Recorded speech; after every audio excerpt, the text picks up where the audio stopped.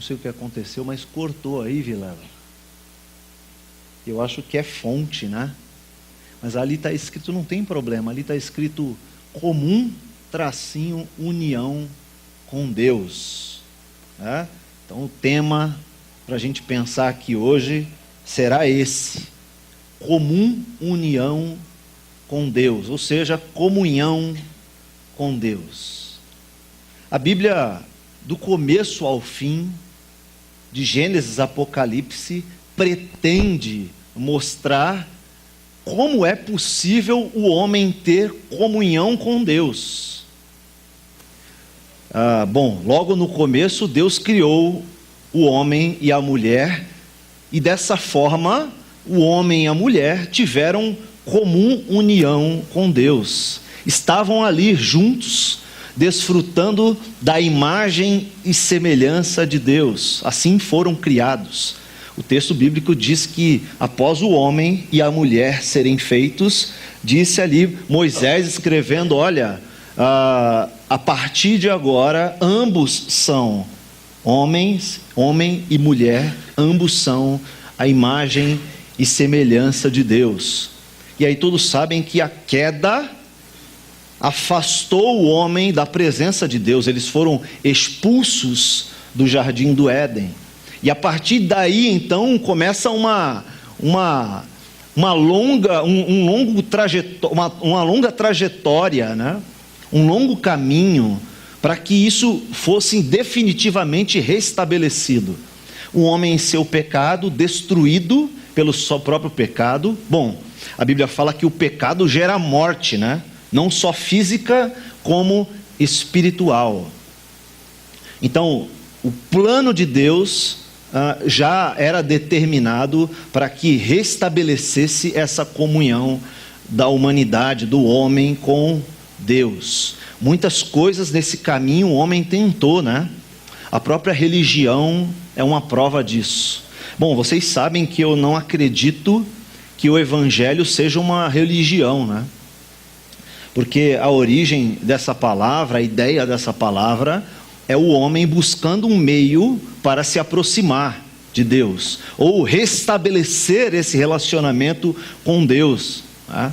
Sabemos que isso não é possível, porque o homem sem Deus, após o Éden, o homem foi condenado à morte eterna. Toda a humanidade estava condenada à morte eterna.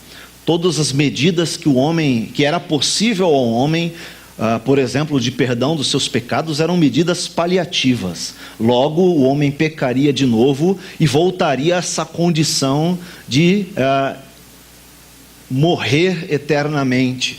Tá? O homem estava condenado a isso. E para isso foi prometido a Israel, no Antigo Testamento, que viria um Messias. E crendo nesse Messias, todos aqueles que morressem antes da vinda do Messias receberiam a vida eterna por crer na promessa de Deus. E durante a história, Deus vai mostrando-se para o homem, mostrando quem ele era, como ele era, a sua fidelidade, a sua palavra, as suas promessas, as suas determinações. Então o homem começa a conhecer a Deus e confiar e acreditar que, morrendo, crendo nesse Salvador, ele seria salvo. Então, definitivamente, esse Salvador veio, Jesus Cristo. Jesus Cristo morreu por nós e possibilitou para aqueles que estão em Cristo, para aqueles que morreram em Cristo, ressuscitaram com Cristo, a restauração desse relacionamento. E o selo, a garantia de que isso realmente aconteceu, para que o homem tivesse convicção desse destino eterno em seu interior, a confirmação disso era o Consolador, o outro Consolador que o próprio Cristo prometeu. Estou indo, mas eu enviarei o outro Consolador. Esse aí convencerá você do pecado, da justiça e do juízo. Além disso, esse aí será consolador, será intercessor, e esse dará a garantia para vocês. dando dons, capacitando vocês para que então o momento pós-apóstolos, o momento da igreja, fosse competente, porque ainda em pecados não teríamos condições, né? Mesmo com o perdão, a justificação, a promessa e a garantia da eternidade, ainda estamos vivendo no pecado, e por conta disso não teríamos condições de testemunhar, de falar, de ser igreja. Então o Espírito Santo está em nós para nos garantir, nos confirmar isso. E esse texto, ele fala muito do Espírito, e diferencia espíritos aqui, né? Fala também de mundo, duas palavras muito usadas por João. João falou muito sobre mundo no Evangelho, né? E está repetindo aqui. Então ele faz diferenças também sobre o mundo. Nós vamos pensar um pouquinho sobre isso aí, tá bom? Mas eu quero propor para você um subtema que foi elaborado pelo pastor Carlos Oswaldo, em uma tese sua de doutorado, que é o Foco e Desenvolvimento, né? O livro, 2 livros que ele escreveu. A frase que ele coloca para esse trecho aí é a seguinte: é desfrutada, o que é desfrutada? A união com Deus, a comunhão com Deus. Ela é desfrutada por uma distinção cuidadosa entre as influências espirituais divinas e as influências espirituais satânicas. Esse texto, ele está dizendo que nós sofremos influências espirituais, e dependendo de qual espírito está em nós, isso é esclarecedor para saber se somos de Deus ou não. Veremos isso aqui logo, logo. Bom, o primeiro versículo diz assim: amados, não acreditem em todo o Espírito, mas ponham-no à prova, para ter a certeza de que o Espírito vem de Deus, pois há muitos falsos profetas no mundo. Ele usa a primeira vez a palavra Espírito aí, né? Depois, uma segunda vez. Então ele diz assim, cuidado com pessoas que têm intenções de ensino, que são ensinos fraudulentos. Existem pessoas que dentro dela, elas são movidas por um espírito que não é o Espírito de Deus. Veremos já que espírito é esse. Ele usa em letra maiúscula, em letra minúscula inclusive, para dizer que é um espírito comum. Talvez não seja o espírito de Satanás diretamente, mas um espírito que é conduzido pelo contexto de cosmovisão que o espírito do anticristo implantou nesse mundo aqui. Esquenta a canela hoje aí que vai cair fogo aí. Brincadeira. Toda vez que a Bíblia diz que cai fogo do céu é para consumir. Então que não caia fogo aqui hoje, né? Mas que você sinta Deus falar com você essa noite. Amém?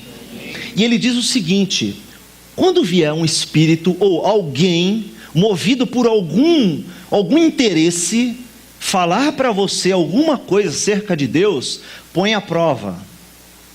Põe à prova. E esse pôr à prova aqui era um pôr à prova para que essa pessoa ou esse espírito seja aprovado. Não é algo como julgar, né? É algo como perceber se é aprovado aquilo que está sendo dito, ou aquela intenção, ou aquela pessoa. Como podemos fazer isso então, queridos? Se não olhando na palavra da verdade. É aquela história, mais uma vez, de conhecer a nota falsa, não por ter contato com ela, mas por conhecer a nota verdadeira, né? Então, como eu faço para conhecer todas as falsas? Eu não preciso conhecer todas as falsas, eu preciso conhecer a verdadeira.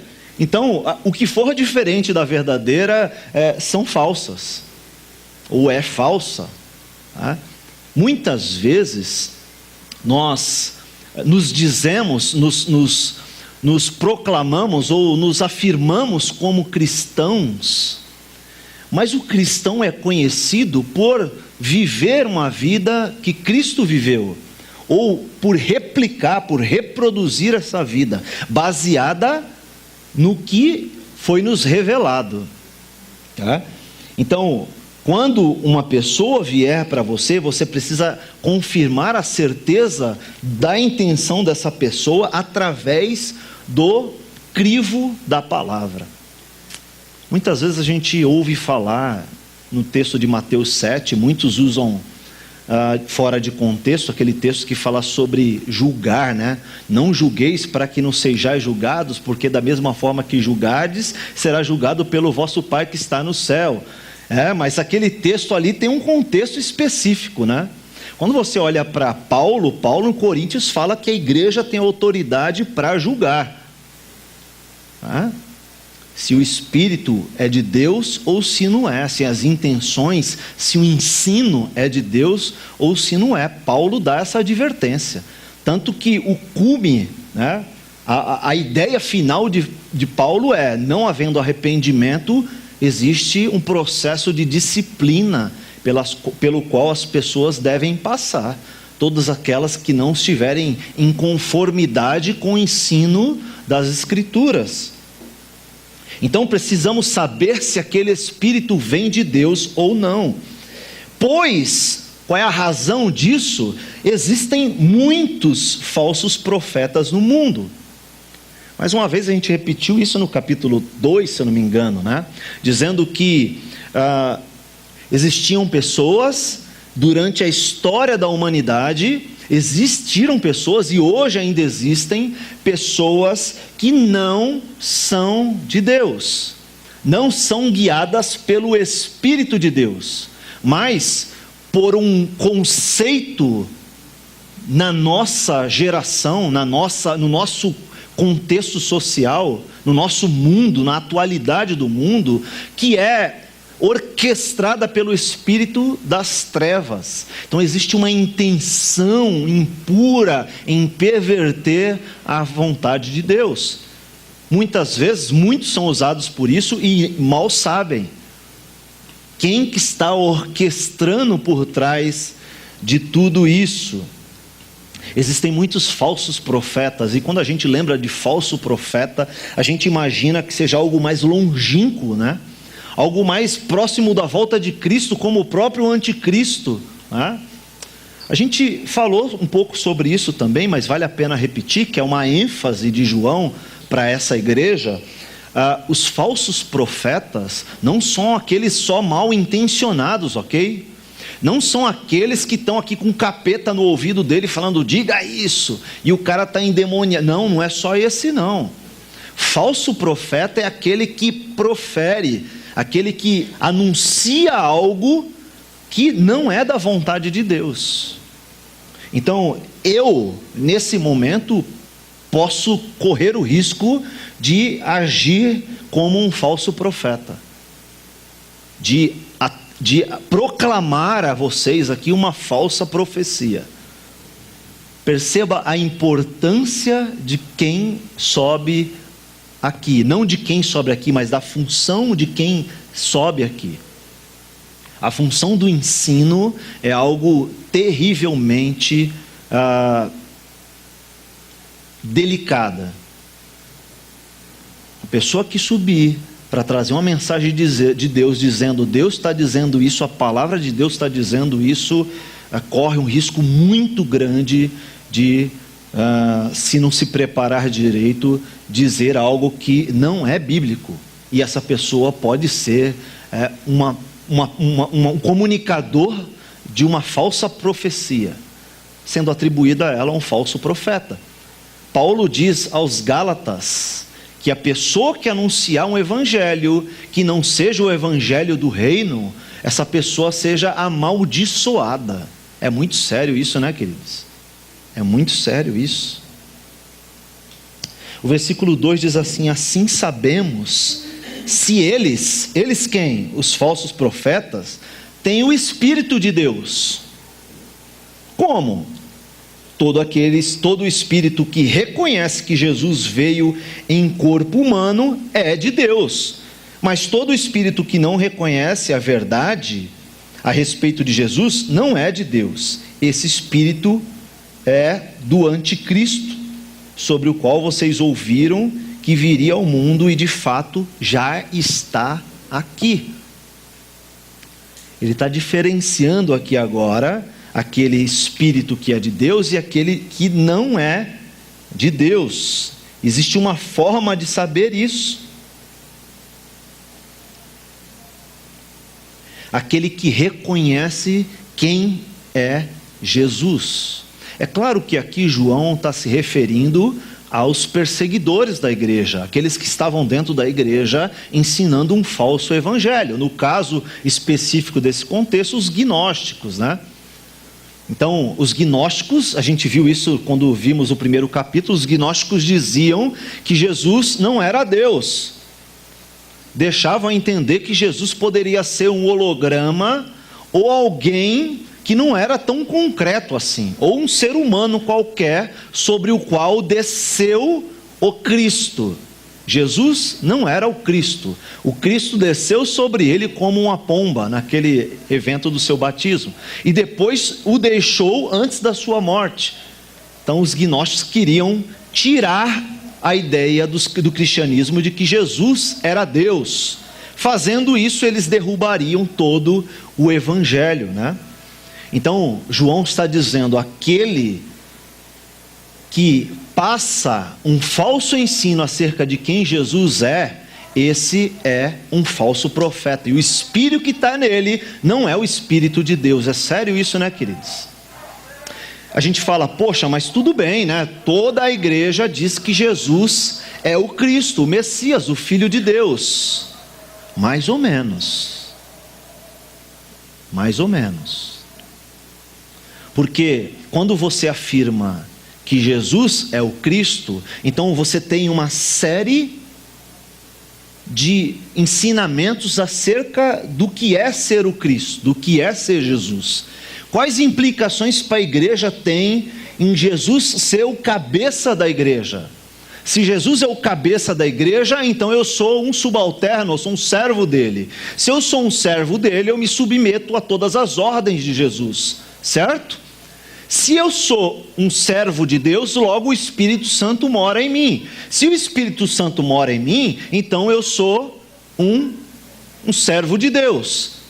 Porque se isso não acontecer, diz o texto que eu posso ser um falso profeta. Eu posso ser um enganador, eu posso ser uma pessoa que não é enviada de Deus. Pô, mas isso aí está fácil na nossa cabeça, né? Mais ou menos. Porque pode ser que o jeito, o modo de viver, como a gente viu no capítulo 3 da nossa vida, prove o contrário disso. Pode ser que a nossa forma de falar acerca de Cristo não condiz com a minha vivência acerca do Cristo. Então, se o Espírito de Deus está em mim, e a gente viu isso no capítulo 3, algo diferente aconteceu em mim. Algo lá no passado, na cruz, aconteceu, algo que eu entendi e que realmente foi transformador para a minha vida, que traz consequências muito boas para a minha vida hoje, de vivência, de imitar a Cristo, de viver pelo reino de Cristo, para que eu diminua cada vez mais e ele cresça cada vez mais, para que eu ame, a gente viu isso e verá semana que vem, para que eu ame meu irmão muito mais, para que eu ame a Deus acima de todas as coisas na minha vida, para que eu ame o meu irmão muito mais do que eu me amo, para que eu entenda e pratique na minha vida que o meu irmão é mais importante do que meu próprio bem-estar, para que eu abdique de quem eu sou e do que eu tenho para o bem do meu irmão, para que eu ame meu irmão incondicionalmente, para que eu ame meu irmão como Cristo me amou, para que eu ame a minha esposa como Cristo amou a igreja, para que eu ame meu marido ao ponto de estar debaixo de uma missão, me sujeitar à liderança do meu marido, que também é uma prova de amor, não? Para que eu ame a minha igreja, o corpo de Cristo, incondicionalmente, para que eu busque a palavra de Deus como a corça anseia pelas águas cristalinas, para que eu tenha tanta sede que eu não consigo ficar, eu fico incomodado no dia a dia, porque a Bíblia está ali, mas eu não posso ler no meu trabalho, mas eu não vejo a hora de chegar o intervalo para abrir a revelação do Senhor e ser confrontado com a palavra de Deus, para que eu anseie chegar em casa e pegar as escrituras e meditar antes de dormir, para que eu anseie encontrar aquele meu vizinho, aquele meu colega de faculdade, de escola, de trabalho, para eu testemunhar para ele, talvez não diretamente, mas eu viver o amor de Cristo em prol daquela pessoa, para que aquela pessoa que precisa de uma túnica, que eu ceda uma das minhas para ela, para que aquela pessoa que me chame a andar uma légua, que eu ande 2 com ela. Eu fico ansioso para que alguém com a necessidade me procure, para que eu ceda quem eu sou para benefício daquela pessoa.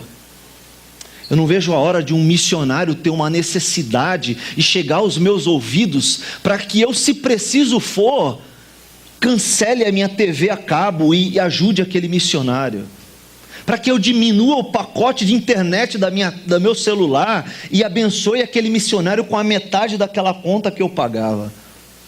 Eu fico ansioso para que eu veja um irmão com necessidade e eu não compre mais aquele segundo carro, mas que eu abençoe aquele irmão com um carro,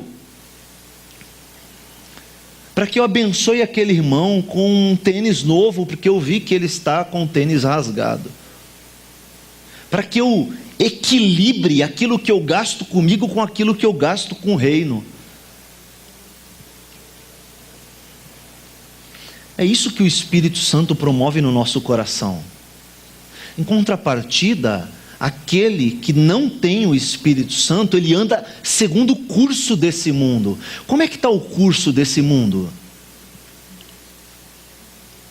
Então, de repente, você vê que arte é ficar nu diante de crianças. As crianças apalpando o corpo de um homem nu. E as pessoas no fundo olhando com uma cara de paisagem, né? De intelectualidade, né? Nossa, que momento marcante para a história da humanidade. Uma criança de 6 anos apalpando um homem nu. Que coisa descolada, né? Que ideia formidável que esse diretor teve, que o outro brilhante, o artista, né? que Michelangelo ficou com inveja do cara, né? Se virou no caixão. O cara fez um quadro, até as crianças aqui fazem um trabalho melhor lá em cima, né? E escreveu lá, criança viada, né? E aquilo é arte para os caras. Nossa, que cool, hein? Que interessante. Você tem que ter uma visão diferente para entender arte, né?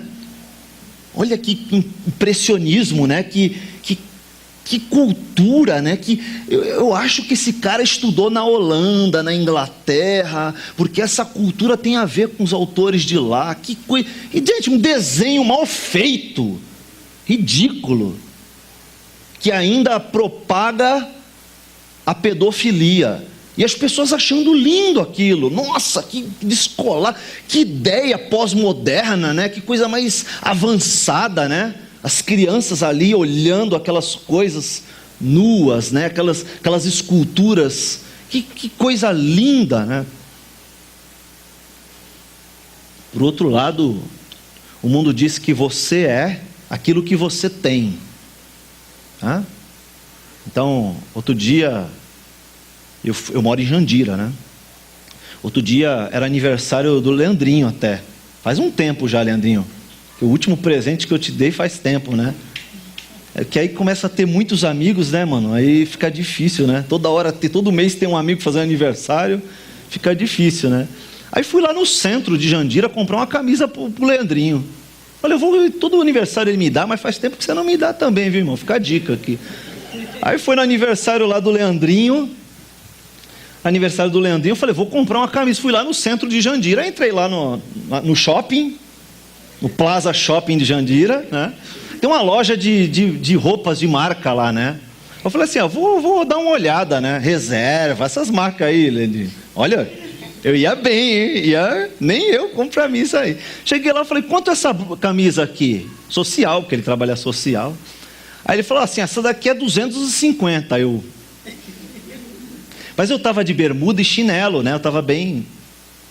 Aí eu falei assim, caramba, 250. E aquela ali? Mais feinha, né? Deve ser um pouquinho mais barato, né? Leandro não merece tanto assim, vai. Aí falou, aquela ali é 280. Eu fiz aquela cara de rico, né? Que não gosta de gastar muito, né?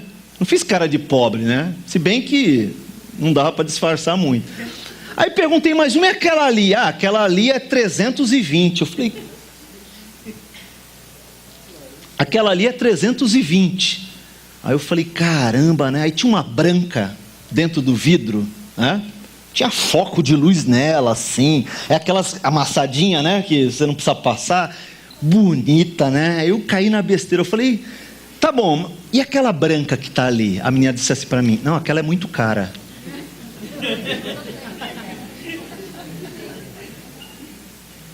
Eu olhei para ela, me deu uma vontade de comprar uma daquela ali. Sabe o homem, né? O coração do homem, né? Agora me dá 3 dessa daí. Tem 3? Não, eu tenho 2. Ah, então não vou levar. Eu só queria 3. O meu coração falou isso na hora. Fala isso, vai lá, o diabinho aqui do lado, né? O anjinho falou, não faça isso, né? Tem amor e tal. Eu falei para ela, ó, tá bom. Obrigado, tá bom? Obrigado. Se eu me decidir, aquele famoso se eu me decidir, né? Eu vou dar mais uma olhada, né? Não, obrigado. Depois eu vejo isso daí. Depois eu decido. Na verdade, eu não comprei nada naquele aniversário. Eu fiquei tão triste, cara. Voltei para casa chateado. Porque você ficou agora, né? Depois eu me olhei assim, eu falei, de chinelo e tal. A pessoa me subestimou em Jandira, gente. Não, eu moro lá, sim, mas não era Nova York, né? Não era na Avenida Paulista. Você entende o que eu estou falando, né? Aí eu fiquei chateado e fiquei pensando nisso, né? Fiquei pensando que as pessoas te julgam pelo que você é, pelo que você tem, melhor dizendo. Tem um carro Corsa CLQ 8623, em frente a uma garagem, está incomodando o vizinho lá, ó. Corsa CLQ 8623, tá? Dá uns 10 segundinhos para ninguém ver que foi você e você sai. Em frente à garagem, está atrapalhando lá. Por favor, corre lá que a moça está precisando sair. Muito bem, pensando nisso, eu quero ler com vocês aqui o versículo seguinte.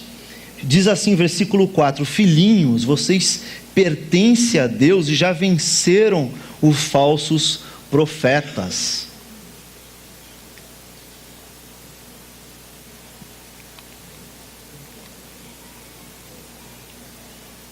Pois o Espírito que está em vocês é maior do que o Espírito que está no mundo, né? Eu me lembro que ali no versículo 1, ele dá 2 ordens, 2 imperativos, tá?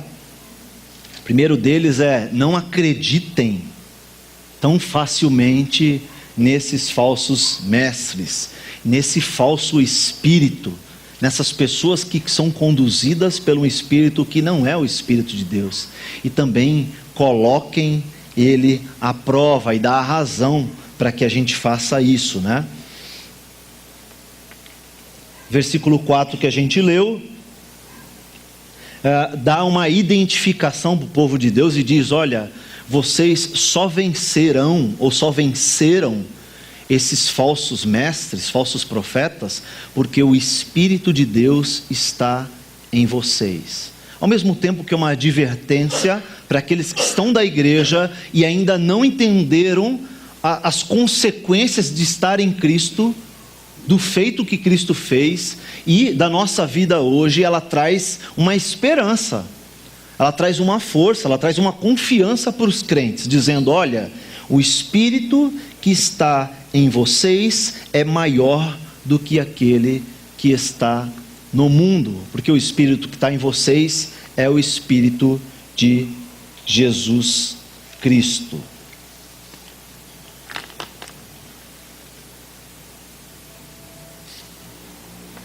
Essa semana, alguém, acho que foi o Thales, foi semana passada eu acho, Thales, que você postou no grupo da igreja, do WhatsApp, a Bíblia inclusiva. Bíblia inclusiva, foi você, né? E antes de confirmar, eu fui atrás, fui dar uma olhada e realmente a Bíblia inclusiva foi lançada agora em 2017. É uma Bíblia de estudo, segundo ela, o autor diz que é teológica, né? Mas é uma Bíblia que foi orquestrada pela comunidade LGBT, ok? E existem alguns problemas, aliás, existem muitos problemas e outros seríssimos nessa Bíblia, né? Não sei se a gente pode chamar de Bíblia também, porque eles intencionalmente mudaram vários versículos. Todos os versículos, principalmente todos os versículos que associam o homossexualismo à imoralidade sexual. Então, eles confirmam isso. Eu trouxe para vocês aqui, a introdução da Bíblia, para ler uns trechos para vocês entenderem como essa cosmovisão do mundo está entrando e não está só fazendo discípulos em igrejas LGBT, está fazendo discípulos com crentes, né, que não conhecem muito bem a palavra da verdade, pessoas que são confundidas através desse ensino. Bom, aqui em São Paulo tem algumas igrejas assim, né? A principal delas, da qual pertence o pastor Alexandre Feitosa. Alexandre Feitosa. Eu procurei saber sobre ele, não fala muito, nem no blog dele, mas não diz que tem filho, que é casado, nem nada. Então, provavelmente, ele é um ativista da comunidade LGBT também. É bom lembrar que nós não temos nada contra as pessoas que se identificam como LGBT. Então, se existe alguém aqui que se identifica dessa forma, nós não temos nada contra você, querido. Pelo contrário, nós amamos você e esperamos que você fique conosco, né? Que você também conheça o Evangelho da verdade, né? Não somos homofóbicos no sentido pejorativo, né? Mas talvez somos homofóbicos no sentido de que não concordamos com relacionamentos homoafetivos. Se isso quer dizer homofóbico, então talvez sejamos mesmo. Não nos identificamos assim também, tá bom? E se alguém que nos vê pela internet talvez quiser conhecer a nossa igreja, estamos abertos, né? Nosso coração está aberto para receber você e também ensinar você acerca do que a Bíblia diz. Mas também nós somos uma igreja que somos centradas na palavra, pretendemos sê-lo e levamos muito a sério o estudo bíblico e queremos ensinar acerca do que a Bíblia diz sobre o homossexualismo também, né? Sobre a prática homossexual. E a Bíblia condena veementemente a prática homossexual, né? A Bíblia não rejeita, como ele diz aqui, o homossexual. E a Bíblia também não é machista para rejeitar o homossexual e as mulheres. A Bíblia não faz isso. Aliás, essas pessoas precisam conhecer melhor a Bíblia, precisam estudar a Bíblia de forma isenta para entenderem o que ela fala, antes de dizer essas bobagens que aqui estão escritas. Bom, diz assim, a Bíblia de Estudo de Teologia Inclusiva surge a partir dessa necessidade como uma ferramenta específica para cristãos LGBT. Ele diz que não foi feita para esse fim, mas na própria introdução diz que foi feita para esse fim. Bom, ela diz assim, sofreu uma revisão gramatical. Bom, não vamos comentar sobre isso. Conforme o novo acordo ortográfico, bem como atualizações de termos e palavras em desusos, com vistas a tornar o texto mais claro e preciso. Palavras em desuso. Ok. 1 Coríntios foi alterado. Eu quero ler com vocês. 1 Coríntios, capítulo 6, versículo 9. Vamos ver o que Paulo fala. Está escrito aqui, 1 Coríntios, capítulo 6, versículo 9. Vocês não sabem que os injustos não herdarão o reino de Deus? É uma pergunta. Não se enganem, aqueles que se envolvem em imoralidade sexual adoram ídolos, cometem adultério, se entregam a práticas homossexuais. Bom, o texto é muito claro, associando a imoralidade sexual ao homossexualismo. Aliás, é bom lembrar que a Bíblia não diz que só o homossexualismo é imoralidade sexual, viu, gente? Então a Bíblia diz, ela traz uma série de comportamentos sexuais, inclusive dentro do próprio casamento, marido e mulher podem ter atividades de imoralidade sexual. O casal de namorado, mesmo sendo casal, tá? Então, a Bíblia não diz que só o homossexualismo é uma imoralidade sexual.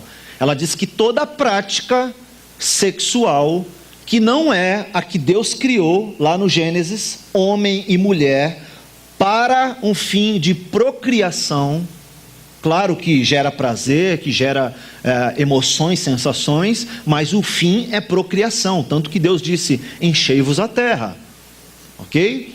Então, esse texto está dizendo que imoralidade sexual está relacionada também à prática do homossexualismo, a prática homossexual. Olha só outro texto que eles mudam, 1 Timóteo capítulo 1, versículo 10. Isso está na introdução da Bíblia, hein? 1 Timóteo capítulo 1, versículo 10. Diz assim, para os que vivem na imoralidade sexual, para os que praticam a homossexualidade e também para os sequestradores, os mentirosos, os que juram falsamente ou que fazem qualquer outra coisa que contradiga o ensino verdadeiro. Percebe que toda essa lista aqui que Paulo está falando a Timóteo tem a ver com coisas que fazem parte do ensino falso, né? Fazem parte do ensino falso. Outro texto que eles mudam é Judas, vou ler apenas 3, tá? Judas, versículo 7, porque Judas só tem um capítulo. Então o versículo 7 diz assim, e não se esqueçam de Sodoma e Gomorra. O que era Sodoma e Gomorra, vocês lembram? Duas cidades que estavam perdidas, entregues à imoralidade sexual, de todas as formas, inclusive zoofilia, naquela época já tinha isso. E ele diz, e homossexualismo, né? E ele diz assim, além de Sodoma e Gomorra, as cidades vizinhas também, que estão cheias de imoralidade e de perversão sexual de todo tipo, que foram destruídas pelo fogo e servem de advertência do fogo eterno de julgamento. De julgamento. Bom, 3 textos importantíssimos que clareiam, né? Clarificam a ideia que a Bíblia tem sobre o homossexualismo. Isso que a gente não leu nada de Romanos capítulo 1, né?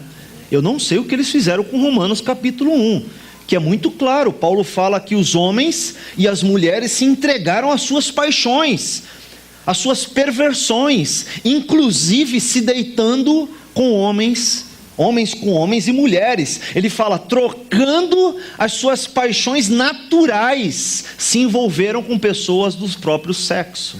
Tá?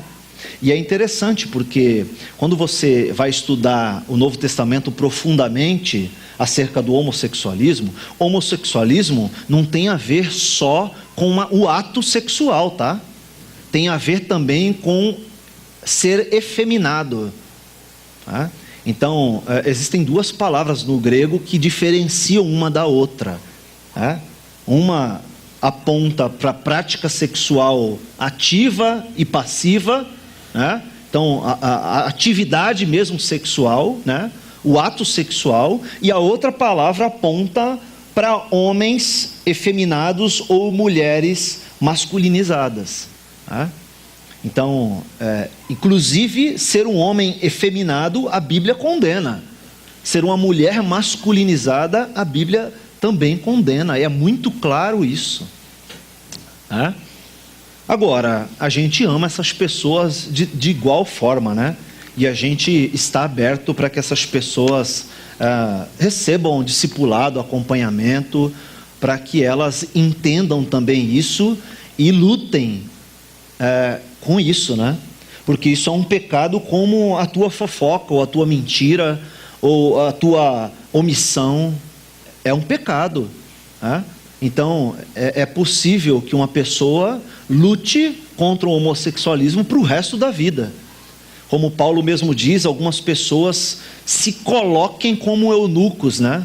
Se façam eunucos, ou seja, não se casam, não têm relações sexuais por causa das suas lutas, das suas dificuldades emocionais, espirituais e sexuais, né? Tem gente que se faz eunuco, né? Paulo fala e dá esse conselho, né?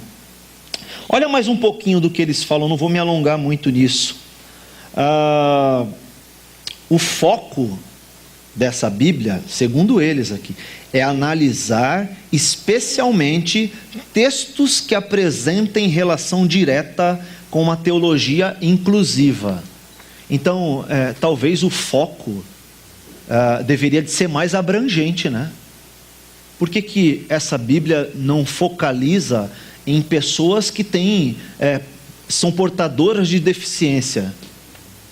Ou de necessidades, melhor, usando a palavra correta, né? Pessoas que têm necessidades diferentes, especiais, né? Uma pessoa que tem uma deficiência visual, né? Ou uma limitação visual, auditiva, que nós temos muitos irmãos aqui que têm, né? Física, enfim, qualquer tipo de necessidade, mas o foco dá para ver que é fazer uma apologia mesmo, né? Bom, construir um grupo marginalizado e vitimado historicamente pela homofobia religiosa e teológica, né? Olha que teor dramático, né? Muitos acreditam firmemente que a Bíblia é um livro homofóbico, né? O papel da teologia, inclusive, é construir pontes em vez de muros, né? É bonito isso, né? Bonito, pontes para se chegar a Deus. Então parece que a teologia inclusiva é um mediador para Deus, né? Dá essa ideia, né? Enfim, não vamos forçar tanto. Mas olha só o que ele diz aqui, ó. A Bíblia está permeada por aspectos históricos, culturais, sociais, religiosos que estão ausentes da compreensão moderna. As Escrituras não foram concebidas para as pessoas do século 21. Engraçado que até o século passado era, né? Serviu para toda a história da humanidade. Aí de repente surgiu um movimento na história que diz, não, está tudo errado, a gente está certo. Todos os teólogos nos últimos, 2000 e poucos anos aí, todos eles estavam errados. E aí surgiu, com todo respeito, um aventureiro, né, querendo descobrir, e mais do que descobrir a roda, contradizer todos esses anos de história, de estudos sérios que muitos homens de Deus tiveram, né? Bom, ele fala muito mais coisas aqui, depois eu vou deixar aqui na frente, você pode ler acerca dessa Bíblia. Ele vai falar como que foi construída essa Bíblia, mas eu quero só ilustrar como o mundo pensa, e que a igreja que é afetada com essas ideias, não é só a igreja que protege o movimento LGBT, não é só essa igreja, tá bom? Muitas igrejas tradicionais, igrejas que pertencem a denominações, estão abrindo espaço para bateria. Estão abrindo espaço para tolerar, sem tratar esses tipos de comportamentos dentro da igreja. Quero falar de um outro assunto também, para ilustrar. Esse vai ser um pouquinho mais rápido. A revista Forbes, que é uma revista, se não me engano, americana, ela escreve muito sobre economia. As principais coisas que ela escreve é economia e negócios, né? Ela em 2013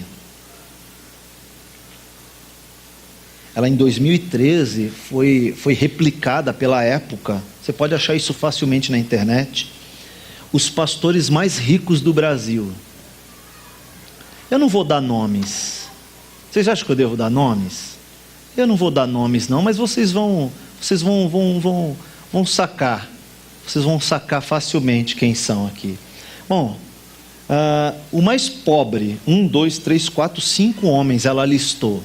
Inclusive esses homens estão processando, fizeram um carnaval danado, mas não deu em nada, né? Porque se eles se exporem demais, é capaz de chegar alguém para investigar mesmo. O mais pobre de todos é um que fala que é apóstolo e a esposa é bispa. Não falei o nome, não falei.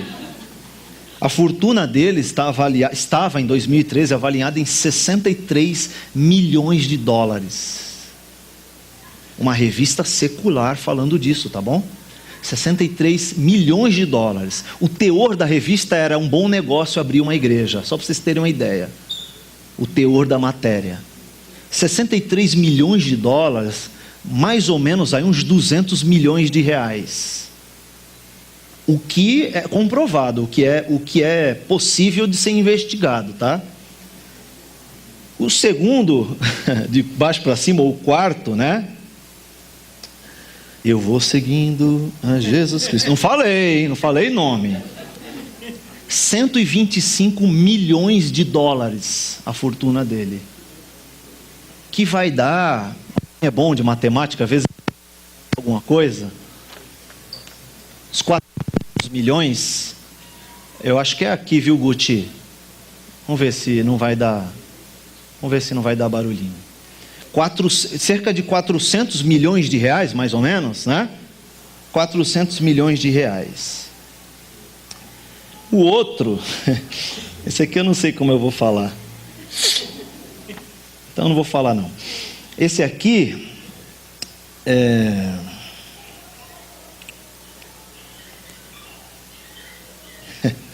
não achei um jeito de brincar não. Esse aqui, a fortuna dele é 150 milhões de dólares. O sobrenome dele confunde com maracutaia, não sei. 150 milhões de dólares.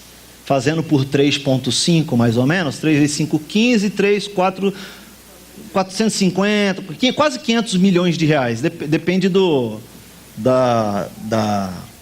como chama? Da cotação do dólar. O segundo, não vou falar nada do nome, hein? Usa um chapelão grandão assim, mas não vou falar o nome não. 220 milhões de dólares é a fortuna dele, que vai dar algo em torno de 700 milhões de reais. Gente, 700 milhões de reais? Eu acho que nem o Neymar tem essa fortuna aí. E o Neymar ganha 11 milhões por mês agora, né? Sei lá, é muito dinheiro, né? Essa igreja, ela já tem em torno de 4.000 templos, já. Surgiu, acho que há menos de 10 anos, né? 4.000. E aí deles vai saindo, né? Porque um vai saindo do outro. Aqui todo mundo surgiu no mesmo lugar. Menos o último, né? Os outros surgiram no mesmo lugar. E vai abrindo, vai abrindo. O primeiro, precisa falar alguma coisa? Amigos, irmãos, tenha fé. Não falei o nome. A fortuna dele está avaliada em 950 milhões de dólares. Quase 1 bilhão de dólares. Isso dá em quase 4 bilhões de reais. Hã? Quase 4, né? Fez as contas aí mais precisas? Depende da cotação. 3 bilhões? Está com a canetinha rápida aí, hein? 3 bilhões de dólares. Tá? O mundo está dizendo que você é o que você tem. Isso já entrou dentro da igreja. Muitos estão acreditando em homens, e eu vou dizer para vocês com toda a convicção, homens que não são usados por Deus. Homens que são guiados por espírito maligno. O espírito que rege esse mundo, o coração, as intenções dessas pessoas estão sujeitas a esse espírito que domina esse mundo. Essas coisas não podem vir de Deus. Essas coisas são contrárias à teologia bíblica. Acontece é que a gente começa a abrir mão de umas coisas. Não é bem assim. Eu acho que você é radical, eu acho que está exagerando demais. Da mesma forma, o movimento LGBT está entrando dentro das igrejas também. Tem muitos irmãos que domingo à noite estão numa igreja presbiteriana, uma igreja batista, uma igreja metodista, ouvindo um sermão, uma palavra de uma igreja séria, qualquer que seja, não só tradicional, pentecostal, Assembleia de Deus, né? Igrejas sérias que a gente conhece. E durante a semana estão assistindo outras coisas, né? Talvez até fazendo algumas campanhas para conseguir algumas coisas, algumas situações, né? Os próprios cristãos estão sendo confundidos por causa de um falso evangelho. Por causa de um falso evangelho.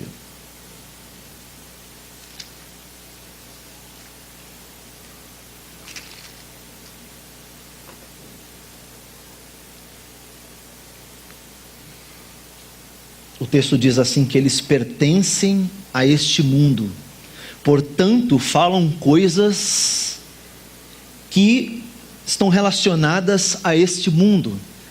E as pessoas que estão no mundo, que têm esse mesmo espírito, elas ouvem a essas pessoas,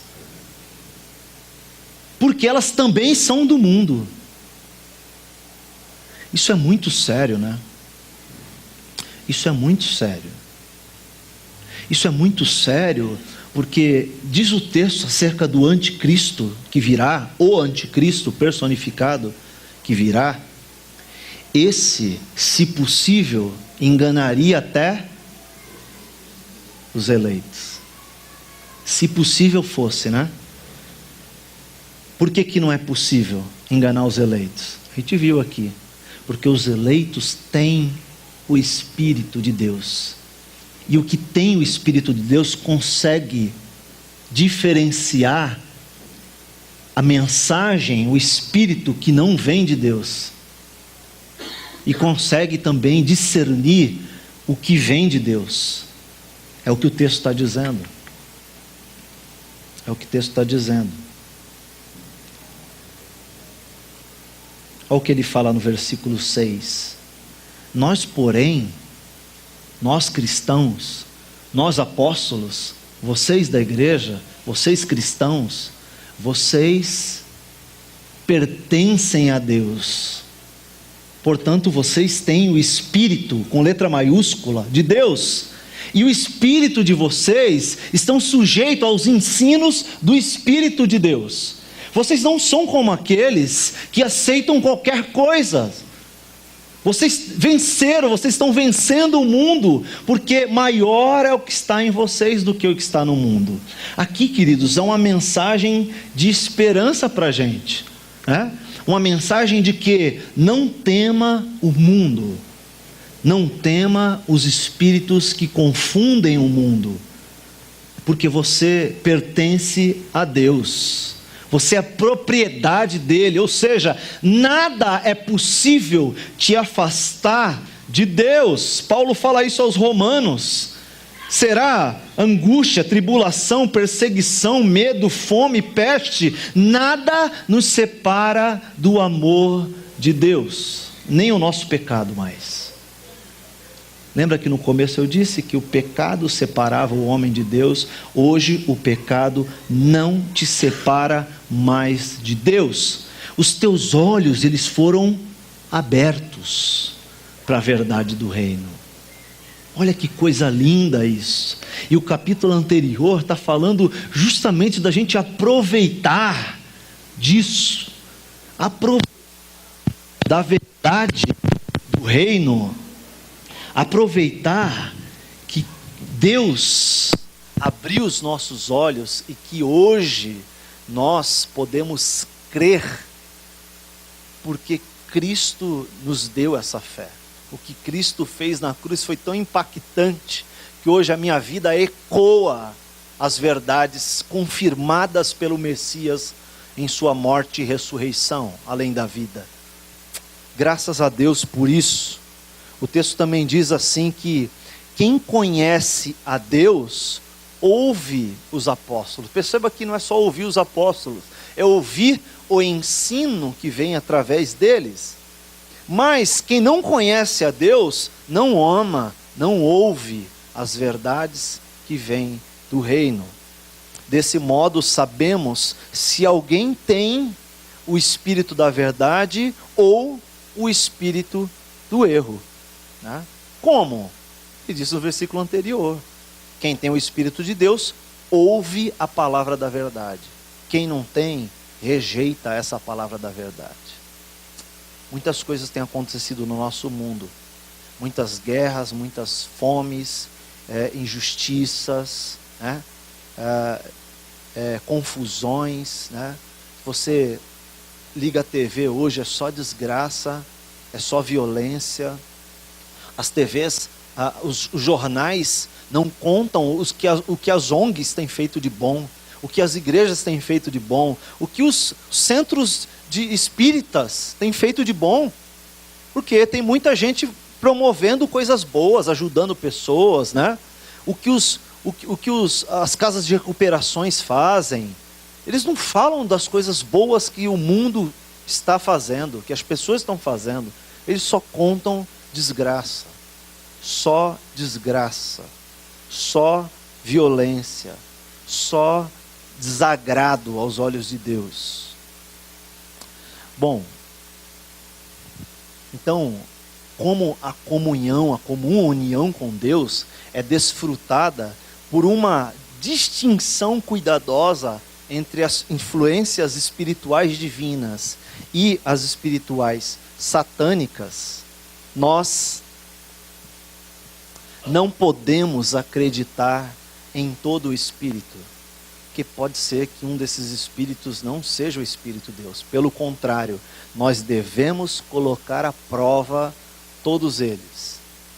E além disso, nós devemos fazer isso porque o mundo está cheio de falsos profetas. Muitos falsos profetas, pregando evangelhos tortos, pregando evangelhos diferentes do evangelho que Jesus pregou, que os apóstolos trouxeram até a igreja e que chegou até nós.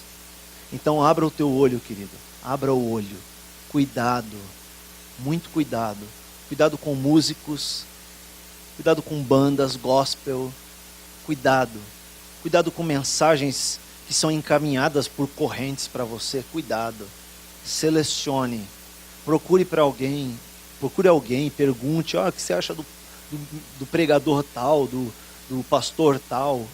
Vá atrás, busque informações, para que a tua fé não seja confundida, né? Para que a tua fé não seja confundida. Eu quero orar por isso, quero orar por nós, e quero pedir que Deus nos ajude nessa tarefa.